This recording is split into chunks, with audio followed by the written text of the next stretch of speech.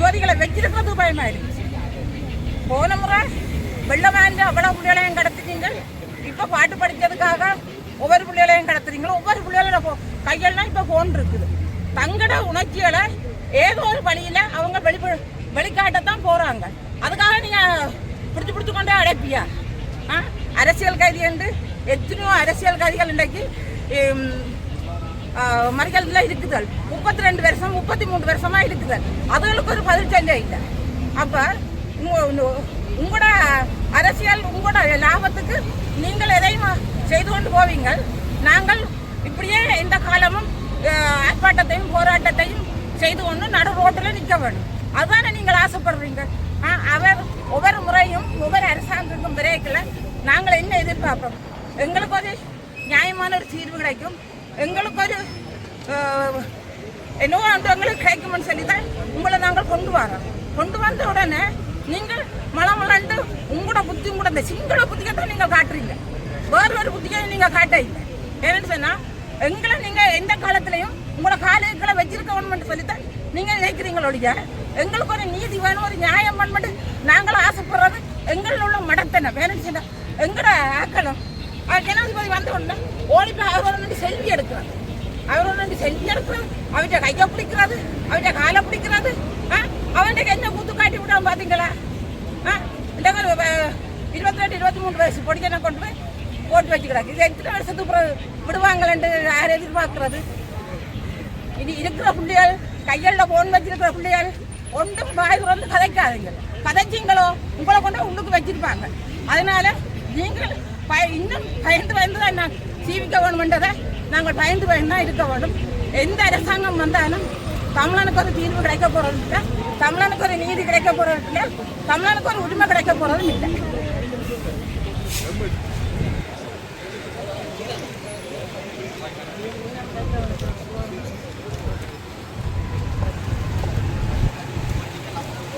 வணக்கம். மன்னார் மாவட்டத்தில் சங்கீதனுக்காக போராட்டம் நடந்து கொண்டிருக்குது. பயங்கரவாத தடுப்பு சட்டத்தை முதல் பிடிச்சதுன்னு சொல்லி எங்களோட நாட்டில் பயங்கரவாதத்தை ஒழிச்சு போட்டோம்னு சொல்லி இலங்கை ராணுவம் 16 வருஷத்துக்கு முன்னுக்கு சொல்லி பால்ச்சோரெல்லாம் முன்பு மகிழ்ந்து சிங்கள இடத்துல பெரிய சந்தோஷம் கொண்டாடினாங்க. அப்போ பயங்கரவாத சட்டம் நாங்கள் என்னத்துக்காக வேணாம்னு சொன்னதை இப்போ எங்களோட மக்கள் இருந்தாலும் சரி மற்ற மக்கள் இருந்தாலும் சரி அறிஞ்சு கொள்ளுங்க. என்ன சொன்னால் எத்தனையோ போராட்டங்கள் எத்தனையோ ஆர்ப்பாட்டங்கள் எல்லாம் செய்து நாங்கள் இந்த பயங்கரவாத சட்டம் எங்களுக்கு வேண்டாம்னு சொல்லி எங்களுக்கு இந்த சட்டத்தினால பின்னுக்கு ஒரு பிரச்சனை வரும்னு சொல்லி தான் நாங்கள் வேணாமன்ற இவ்வளோ போராட்டம் செய்து நாங்கள் இன்றைக்கு ஒரு 20-22 வயசு பொடிகள் பாட்டு படித்ததுக்காக பயங்கரவாத தடை சட்டத்தில் கொண்டே நீங்கள் அடைச்சி வச்சிருக்கிறீங்க. ஒரு நாடு ஒரு மக்கள்னு சொல்றீங்க. அப்போ இந்த நாட்டில் 2 சட்டம், தமிழனுக்கு ஒரு சட்டம், சிங்களவனுக்கு ஒரு சட்டம். என்னன்னா 22-23 வயசு பொடியன் பாட்டு படித்த பொடியனை நீங்கள் சிறையில் வச்சிருக்கிறீங்க. 65-70 வயசு பாலியல் குற்றத்துக்கு பிடிச்சால வெளியால விட்டு இருக்கிறீங்க. இது என்ன நியாயம் நீதி இந்த நாட்டில் நடக்குது? காணாமல் போன பிள்ளைகளுக்கு எந்த விதமான ஒரு பதிலும் இல்லை. அரசாங்கம் இப்போ வந்த அரசாங்கம் என்ன சொல்லி கொண்டு வந்தது? பயங்கரவாத சட்டத்தை நாங்கள் எடுப்போம், காணாமல் போன பிள்ளைகளுக்கு ஒரு பதில் தருவோம் என்று எத்தனையோ வாக்களை கொடுத்துதான் இந்த அரசாங்கம் வந்து இன்றைக்கு உங்களோட புத்திகளையும் உங்களோட செயல்பாடுகளையும் காட்டிக் கொண்டிருக்கிறீர்கள். திரு ஜான்சன் அவர்களை தயவோடு அழைத்திருக்கின்றோம்.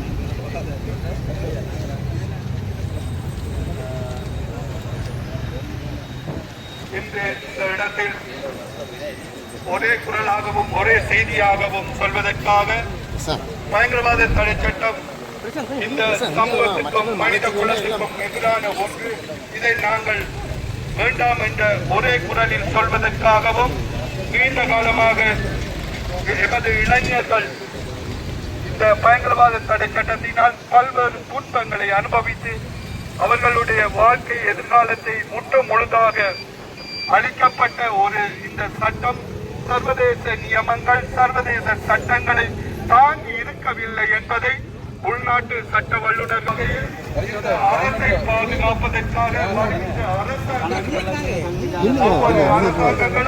தங்களுடைய அரசை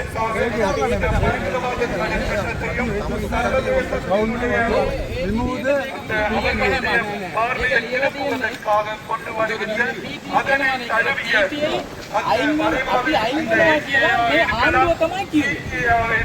අධිකරු ජනාධිපතිතුමා පිළිච්චි කිව්වා අන්නාරේ මෙතනින් කිව්වා අන්න මේකයි ලියවිලි තියෙන්නේ අපේ ආසාවට අපේ කැමැත්තට අපි මොනවද කියන්නේ නැහැ අපේ ජනාධිපතිතුමා කියපු දේ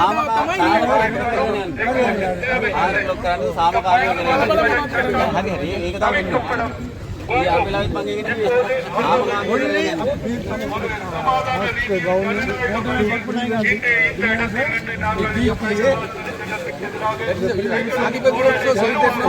Actually, sir, we are not against the government. Our humble request to our His Excellency President to stop this. We are, many people, we are trying to support this Excellency President and any other good things. People benefit things. We are no problem. We are, that's why our people, many people have voted for thousands and thousands of voters.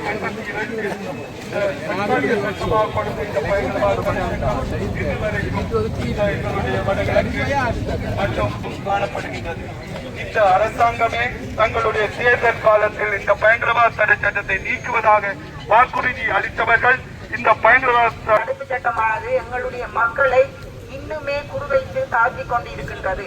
எனவே இந்த நாட்டின் அரசுக்கே நான் பகிரங்கமாக ஒரு வேண்டுகோளை விடுக்கின்றேன். பயங்கரவாத தடுப்பு சட்டத்தை இந்த நாட்டிலே இல்லாதொழித்து இந்த நாட்டிலே ஒரு அழகிய நாடாகிய இந்த இலங்கையிலே இனத்தினரும் சந்தோஷமாகவும் மகிழ்ச்சியாகவும் ஆரோக்கியமாக வாழ்வதற்கு வழிவகுக்க வேண்டும் என்பதை கேட்டு விடைபெறுகின்றேன். நன்றி, வணக்கம். வடகிழக்கிலும் சரி அவர் வந்து தேர்தலுக்கு முதல் வழங்கிய ஒரே ஒரு வாக்குறுதி நாங்கள் பயங்கரவாத சட்டத்தை நீக்குவோம். இதுதான் அவர் சொன்ன வாக்குறுதி. அவர் சொன்ன வாக்குறுதியை நிறைவேற்றி தருமாறு கோரித்தான் நாங்கள் இன்னைக்கு போராட்டம் நடத்துகின்றோமே தவிர வேறு ஒன்றையும் நாங்கள் கேட்கவில்லை. ஆக இந்த பயங்கரவாத தடை சட்டம் இன்று அரச பயங்கரவாதமாக மாறி இருக்கின்றது. அரச பயங்கரவாதம் எங்களுடைய இளைஞர்களின் குரல் வளைகளை நசுக்குகின்றது. பாடுவதற்கும் இசை அமைப்பதற்கும் எங்களுடைய உணர்வுகளை வெளிப்படுத்துவதற்கும் எங்களுக்கு தார்மீக பொறுப்பு இருக்கிறது. அதற்கான சுயநிர்ணய உரித்தங்களுக்கு இருக்கின்றது. எங்களுடைய உரித்தை இவர்கள் படைக்க முடியாது. நாங்களும் இந்த நாட்டிலே சம அந்தஸ்தோடு வாழக்கூடிய இலங்கை பிரஜைகள்.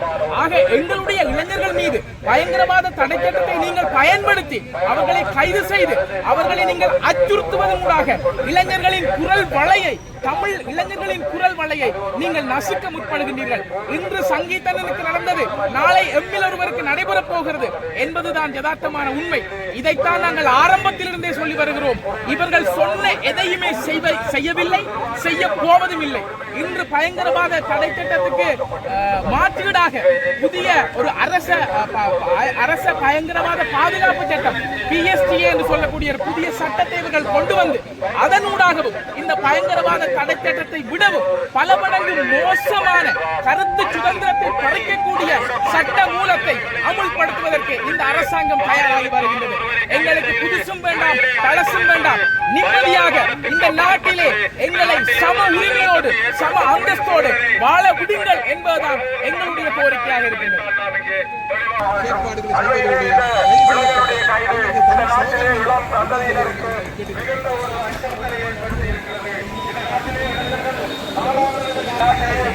சுதந்திரங்கள் இல்லை.